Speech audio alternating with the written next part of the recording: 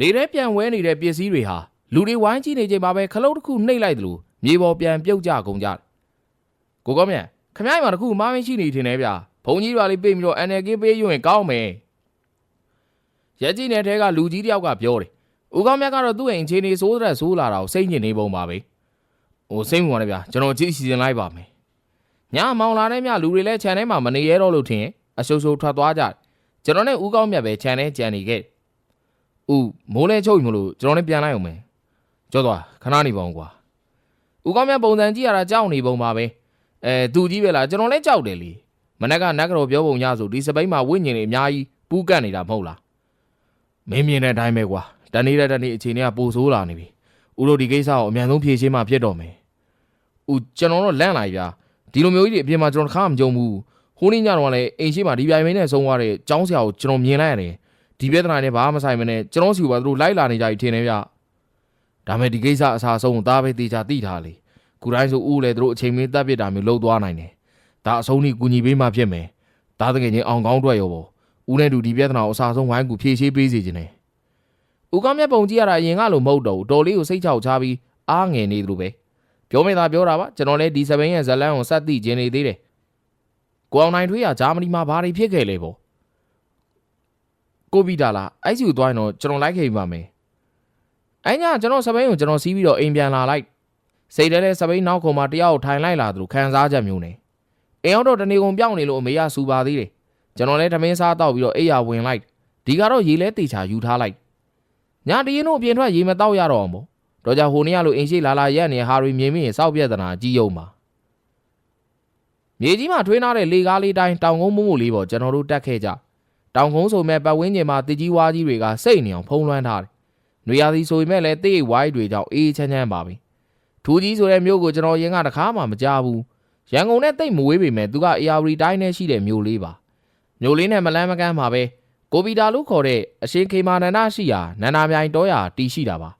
။ဧည့်သည်လက်မခံပါ။တောင်ကုန်းထိပ်ရောက်ချင်းမြင်လိုက်တဲ့ဆိုင်းမုတ်ကြောင့်ရင်ဆို့သွားတယ်။ဦးကောင်းမြတ်ကျွန်တော်ဘာဆက်လို့ရမှန်းမသိတော့။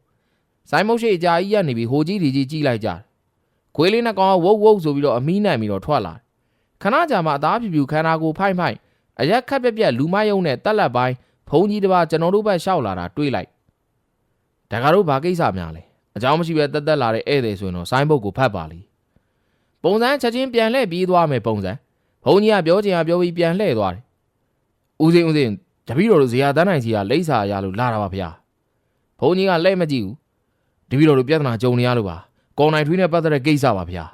။ဘုံကြီးကလမ်းလျှောက်နေရကရက်သွားတယ်။ပြီးတော့ကျွန်တော်တို့ဘက်ပြန်လှည့်လာ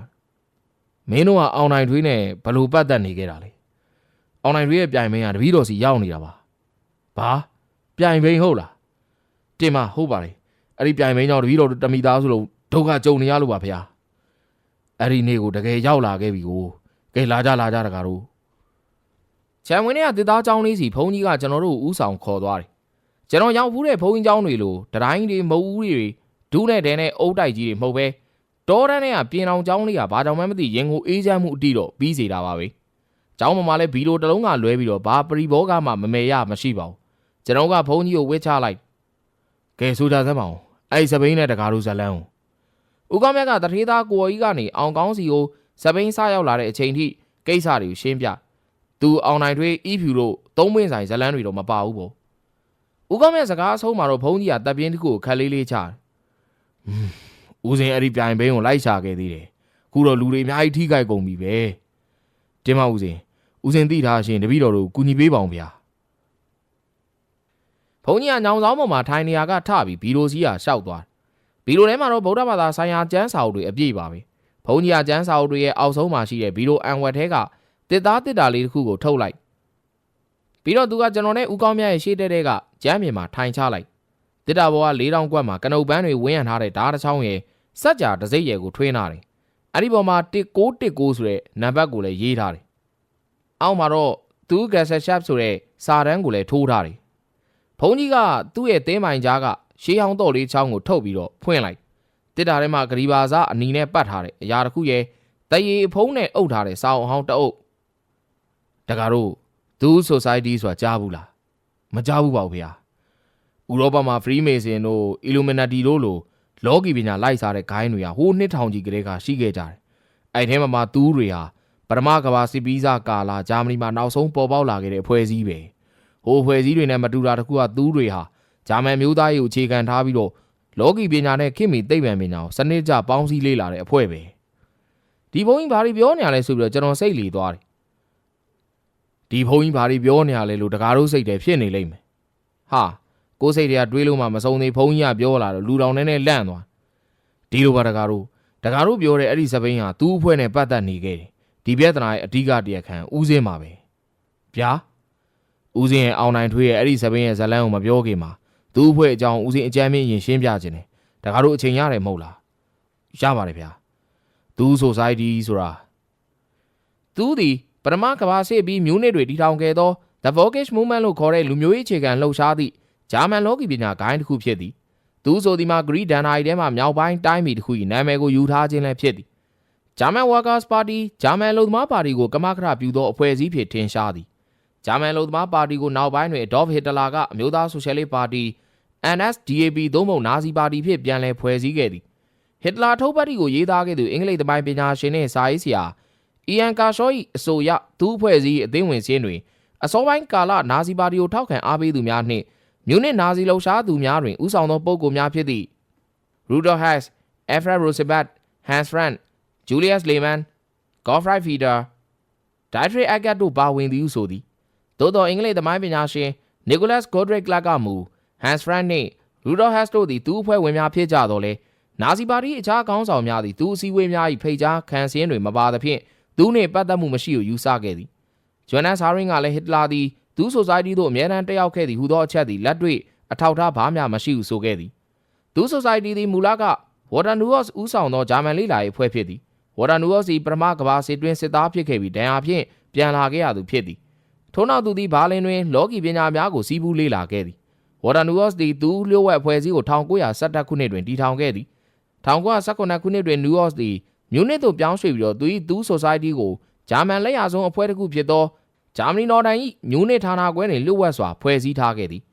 သူဆိုဆိုင်တီရဲ့အဓိကဦးတည်ချက်မှာအာရီယန်လူမျိုးကြီးစိုးရေးဝါဒကိုအခြေခံသည်1919ခုနှစ်ကသူအဖွဲ့မှထုတ်ပြန်ခဲ့သည့်ဂျာမနစ်အော်ဒါခေါ်ဂျာမနီတို့၏အမိန့်တော်အရသူဆိုဆိုင်တီအဖွဲ့ဝင်များသည်အာရီယန်မျိုးနွယ်သွေးစစ်စစ်ဖြစ်ကြောင်းနှင့်အာရီယန်လူမျိုးကြီးဝါဒပေါ်ယုံကြည်ခြင်းကြေညာချက်ကိုလက်မှတ်ရေးထိုးကြသည်လက်မှတ်ရေးထိုးသူနှင့်သူ၏အိမ်အောင်ဘက်မှခန္ဓာကိုယ်တွင်ဂျူးသို့မဟုတ်အခြားလူမျိုးများ၏သွေးများမစီးကြောင်းစင်းသက်လာရဘိုးဘွားတို့၏မျိုးရိုးစင်ဆက်သည်လည်းအာရီယန်သွေးစစ်စစ်များဖြစ်ကြောင်းကျိန်ဆိုကြသည်သူ၏လျှို့ဝှက်သောရွယ်ချက်တစ်ခုမှာတကူအာနာနှင့်သွေးလဲလှယ်ရည်ဖြစ်သည်သူသည်ဂရိဘာသာအရဂရိယောမပထဝီကျမ်းများတွင်ကမ္ဘာမြောက်ဘက်ဆုံးတွင်ရှိသောလျှို့ဝှက်နိုင်ငံတော်သစ်ဖြစ်သည်ဟုဖော်ပြလိမ့်ရှိကြသည်မြန်မာခေတ်ပညာရှင်များကမူအိုက်စလန်ကျွန်းကိုတင်စားခေါ်ဝေါ်ခြင်းကိုယူဆကြသည်သူဆိုဆိုင်တီကမူသူနယ်မြေအားဂရင်းလန်းနှင့်အိုက်စလန်အနီးရှိမြောက်ဘက်ဆုံးတွင်ပျောက်ဆုံးနေသောရှေးဟောင်းနယ်မြေဖြစ်ဖော်ပြခဲ့သည်အရှိတိုင်းဂမ်ဘီယာသမားများယုံကြည်ကြသည့်ရှမ်ဘဲလာသို့မဟုတ်မဟာမြိုင်ဒေသတို့ကဲ့သို့ဂမ်ဘီယာနယ်မြေတစ်ခုယုံကြည်ကြသည်အဆိုပါသူဆိုဆိုင်တီသည်မြူနစ်တွေအဖွဲ့ဝင်250ခန့်နှင့်ဂျာမန်နိုင်ငံတော်ဝန်တွင်အင်အား1500ခန့်စုစည်းနိုင်ခဲ့သည်သူအသင်းဝင်များသည့်အာရီယန်လူမျိုးတန်းစီရင်သီအိုရီကိုအခြေခံခဲ့ကာဂျူးလူမျိုးနှင့်ကွန်မြူနစ်များကိုအဓိကရန်သူဖြစ်သတ်မှတ်ခဲ့ကြသည်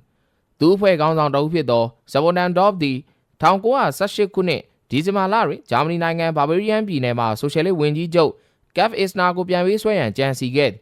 ဧပြီလ26ရက်နေ့တွင်မြူနစ်ရှိကွန်မြူနစ်အစိုးရသည်သူအဖွဲ့အခြေပြုရာနေရာများသို့ဝင်ရောက်စီးနင်းခဲ့သည်အဖွဲ့ဝင်9ယောက်ကိုဖမ်းဆီးခဲ့ပြီးဧပြီ30ရက်တွင်ကွပ်မျက်ခဲ့သည်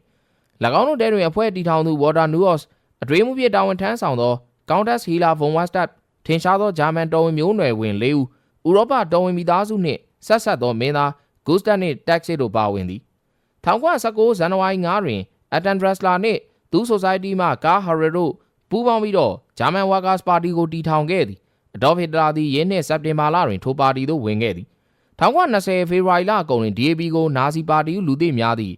NSDAP အမျိုးသားဆိုရှယ်လစ်ဂျာမန်လူသမားပါတီဖြင့်ပြန်လည်ဖွဲ့စည်းခဲ့သည်ထိုအချက်ကြောင့်နာဇီဂျာမနီခေတ်တွင်ထင်ရှားကျော်ကြားသောနိုင်ငံခေါင်းဆောင်များသိပ္ပံပညာရှင်များစုမှာသူဆိုဆိုင်တီမှလျှို့ဝှက်အဖွဲ့ဝင်များဖြစ်သည်ဟုယူဆခဲ့ကြသည်ဒေါ်ဟစ်တလာသည်သူကိုယ်တိုင်အဖွဲ့ဝင်ဖြစ်သည်ဟုလည်းဆိုကြသည်သို့သော1938စက်တင်ဘာ6ရက်နေ့ကဟစ်တလာကိုယ်တိုင်ပြောကြားခဲ့သောမိန့်ခွန်းတွင်မှော်တက်လော်ဂီတပ်များကိုမယုံကြည်ကြောင်းနှင့်စန့်ကျင်ကြောင်းပြောကြားခဲ့သည့်အထောက်အထားများဟစ်တလာသည်သူတွင်ပါဝင်ခဲ့ကြောင်းကိုအတည်ပြုရန်ခက်ခဲလာသည်သို့သောဝီယန်လာဖော့စ်နှင့်မက်ဆာဆမန်တို့ကဲ့သို့သောနာဇီပါတီတွင်မှထင်ရှားသောခေါင်းဆောင်များမှသူအဖွဲ့ဝင်များဖြစ်နေကြသည် သူ့ဖွဲ့ခေါင်းဆောင်တဦးဖြစ်သူ Rudolf von Spotendorf ဟာ1933ခုနှစ်မှာ Before Hitler Camp ဟစ်တလာမတိုင်မီဟူသောစာအုပ်ကိုပုံနှိပ်ထုတ်ဝေခဲ့သည်စာအုပ်ထဲတွင်သူ Society သည်ခေါင်းဆောင်ကြီးဟစ်တလာအတွက်လမ်းခင်းပေးခဲ့သူရေးသားထားသည်ထို့သောရေးသားချက်များပေါ်ဟစ်တလာပါဝင်နာဇီခေါင်းဆောင်များကကြိုက်နှစ်သက်ခြင်းမရှိခဲ့ပေထို့ကြောင့်1933ခုနှစ်နောက်ပိုင်းမှာသူ့အဖွဲ့ပါဝင်ဂျာမနီနိုင်ငံအတွင်းမှလော်ကီဆိုင်ရာအဖွဲ့များအားလုံးကိုနာဇီပါတီကအမြင့်ပြတ်နှိမ်နင်းခဲ့သည်သူ့အဖွဲ့ဝင်များပြားမှာတူရကီနှင့်နိုင်ငံခြားတိုင်းပြည်များသို့ထွက်ပြေးတိမ်းရှောင်ကုန်ကြသည်မည်သို့ပင်ဆိုစေကာမူဟစ်တလာ၏တတိယမြောက်ဂျာမန်နိုင်ငံတော်ကြီးနှင့်အာရီယန်ဝါဒများမှာသူ Society ထံမှဆင်းသက်လာခြင်းဖြစ်ကြောင်းပညာရှင်များကယူဆခဲ့ကြသည်ဘာသာရေးကိုလွန်စိတ်ဝင်စားသောဟစ်တလာ၏စစ်ဗိုလ်ချုပ်ကြီးဟယ်ရီရှေမလာ၏ဂျာမနီအထူးထောက်လှမ်းရေးအဖွဲ့ SS နှင့်သူ့အဖွဲ့ကြားဆက်နွယ်မှုများစွာလည်းရှိခဲ့သည်အထူးသဖြင့်သူ Society သည်နာဇီဂျာမနီအစိုးရ၏လျှို့ဝှက် project တစ်ခုဖြစ်ခဲ့သောပကံများပြန်ဆိုင်ရာကိစ္စများတွင်ပူးပေါင်းပါဝင်မှုများရှိသည်ဟုသော theory များပေါ်ပေါက်လာခဲ့သည်ဒုတိယကမ္ဘာစစ်ပြီးတွင်ဟစ်တလာသည်တေဆုံးခြင်းမရှိဘဲလွတ်မြောက်သွားခဲ့သည်ဟုသောအယူဆများစွာနဲ့ဟစ်တလာသည်သူ Society အကူအညီဖြင့်မြေဆွဲအားကိုစန့်ကျင်ပြန်တန်းနိုင်သောပကံများပြန်ဖြင့်လွတ်မြောက်သွားသည်ဆိုသည့်အယူဆလည်းရှိခဲ့သည်ထိုအယူဆမှာစိတ်ဝင်စားဖွယ်ကောင်းသောအချက်လက်ချို့ပါဝင်နေသည်သူအဖွဲ့ဝင်တခြားကမ္ဘာမှသက်ရှိများနှင့်ဆက်သွယ်နိုင်သည်ဆိုသောစာဂမ်နှင့်မာရီယာအိုဇစ်ဟုသောနတ်ဝင်တဲ့အမျိုးသမီးငယ်နှစ်ဦးရှိခဲ့သည်မာရီယာအိုဇစ်ဂျိုသားများထံမှသတင်းပို့ချက်များကိုလက်မှတ်ချရသည့်ဆက်သွယ်မှုစနစ်ကိုရရှိခဲ့ပြီးမက်ဆိုပိုတေးမီးယားလွင်ပြင်တွင်ထွန်းကားခဲ့သည့်စူမာလူမျိုးများ၏စာနှင့်ရေးသားပြနိုင်ခဲ့သည်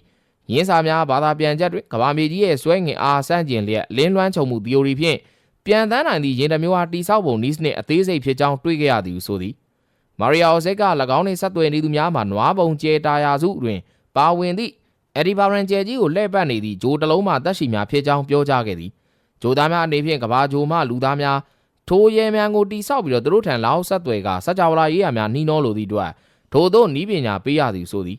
ထိုရင်ကို Vraco စွမ်းရင်တစ်မျိုးနှင့်မောင်းနှင်ရမည်ဆိုသည်ရင်စွမ်းရင်မှာကဘာမြေတွင်အရှံပယ်ဖြစ်သည့်အတွက်စေပွဲများဖြစ်เสียမလိုဘူးလေဆိုသည်1933ခုနှစ်တွင်သူအဖွဲ့ဝင်နာဇီပါတီဟန်ပြချေမှုန်းခြင်းသာခံခဲ့ရပြီးပကံများပြန်များထုတ်လုပ်ရန်ပိုလန်နိုင်ငံတောင်ပိုင်းရှိတပ်ထုမိုင်းဟောင်းတစ်ခုတွင်းသို့ခြေရာဖျောက်ခဲ့ခြင်းသာဖြစ်သည်ဆိုသည်သူအဖွဲ့သည်သိပ္ပံပညာရှင်ဗစ်တာဆာရောဘာဂါ၏ဦးဆောင်မှုဖြင့်ဖမ်းဆီးထားသည့်စစ်တုံးပန်းများကိုအသုံးပြုကာဟောင်နီဘူး1 2 3ဟုရင်းမြများကိုအစဉ်လိုက်ထုတ်လုပ်နိုင်ခဲ့သည်ရင်းမြများမှာစစ်သား200ဦးထိတဲဆောင်နိုင်ပြီးစလင်နာပုံချက်ပြားရင်းများဖြစ်သူဆိုသည်ဟစ်တလာသည်ဒုတိယကမ္ဘာစစ်တွင်ပကံများပြန်ဖြင့်ထွက်ပြေးလွတ်မြောက်ကသူတို့တီထောင်ထားသည့်မြောက်ဝင်ရိုးစိုးမှမြို့ပြတွင်နေထိုင်ခဲ့သည်ဟုထိုယူဆတွင်ရေးသားထားသည်ရှေလျားတဲ့အချက်လက်တွေပြောပြပြီးမှတော့ဘုံညာသူ့ဇပွဲပေါ်ကရေခရားတွေကရေကိုငှဲ့တောက်လိုက်ဦးစင်းကဂျာမနီမှာတမိုင်းသူဒေသနာနဲ့ကြောင်းတက်ရင်ဥရောပမှာရှိတဲ့အမောင်ခေလော်ဂီပညာတွေကိုစာတမ်းပြုစုနေတယ်ပရိုဖက်ဆာဒေါက်တာအာသာနျူရဲ့လက်ထောက်ဖြစ်တဲ့အလုပ်ဝင်လုပ်ခဲ့တယ်အဲ့ချိန်မှာပဲဦးစင်းရဲ့ခမီးတော်ကြီးကတဆင့်အောင်နိုင်ထွေးနဲ့ရင်းနှီးခဲ့တာပါသူဈေးကူးနဲ့ကာလာတစ်လျှောက်ကူညီပေးရင်အောင်နိုင်ထွေးဟာသူ့ရဲ့စပိန်စားမဘွားကိုတော်လေးကိုရီမန်းချက်ကြီးကြီးထားခဲ့တာဦးစင်းသိခဲ့ရတယ်သူ့ဘွားမှာအရန်ပြိုင်ကျင်ခဲ့တဲ့အိုလံပစ်ပြိုင်ပွဲကိုသူလက်လွတ်ရတော့မင်းဆိုတာကိုသူသိလိုက်တဲ့အချိန်တော်လေးကိုစိတ်တီးကိုက်ခဲ့တာပဲဘုံကြီးရဲ့စကားဆုံးမှာဦးကောင်းမြတ်ကခေါင်းကိုငုံပြီးကြမ်းမြင်ကိုသာငေးနေတာသတိထားမိတယ်အောင်နိုင်ထွေးကိုကူညီပေးနေတာနဲ့ပရိုဖက်ဆာခိုင်းတဲ့အလုပ်တွေပြတ်ကွက်တဲ့အခါပရိုဖက်ဆာဦးစင်းကိုအကြောင်းရင်းမေးတယ်ဦးစင်းလည်းတနာစရာကောင်းတဲ့အောင်နိုင်ထွေးအကြောင်းကိုပြောပြလိုက်မိတယ်အဲ့မှာပရိုဖက်ဆာကအောင်နိုင်ထွေးကိုသူကူညီနိုင်ကြောင်းဦးစင်းကိုပြောတယ်အဲ့အတွက်လည်းအောင်နိုင်ထွေးကပြန်ပေးဆက်ရမှာတချို့ရှိကြောင်းကိုလည်းပြောတယ်ဒီကိစ္စကိုဦးစင်းအောင်နိုင်ထွေးကိုပြန်ပြောပြလိုက်တယ်အောင်နိုင်ထွေးကလည်းပရိုဖက်ဆာနဲ့တွေ့ဖို့ချက်ချင်းပဲတောင်းဆိုတော့တာပဲ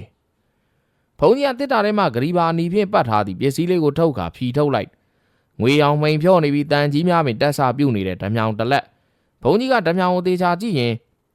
ပရိုဖက်ဆာဒေါက်တာအာသာနျူဟက်ကသူ့အဖွဲ့ကိုထူထောင်ခဲ့တဲ့ဝေါ်တာနျူဟက်မြည်ပဲသူ့ရဲ့နောက်ဆုံးမျိုးဆက်အဖွဲ့ဝင်တယောက်ပဲသူဟာသူ့အဖွဲ့မပြီးဆုံးသေးတဲ့လျှို့ဝှက်အစီအစဉ်တစ်ခုအတွက်တောင်ဝင်ဆက်ခံထမ်းဆောင်နေတဲ့သူတယောက်ပဲ